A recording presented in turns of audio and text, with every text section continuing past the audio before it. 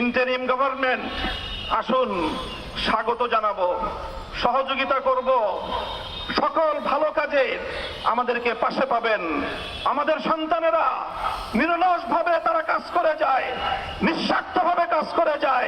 রাজপথে আন্দোলনরত আমার সন্তানেরা যখন সংগ্রাম করেছে, সংগ্রামের সময় বুকের রক্ত দিয়েছে, নামাজের সময় হয়ে গেলে আল্লাহু আকবার, আশহাদু আন্না মুহাম্মাদুর রাসূলুল্লাহ আযান দিয়ে রাজপথে জামাতের সাথে নামাজ আদায় করে স্পষ্ট বার্তা তারা দিয়ে দিয়েছে, বাংলাদেশে নাস্তিক্যবাদের কোনো ঠাঁই হবে না।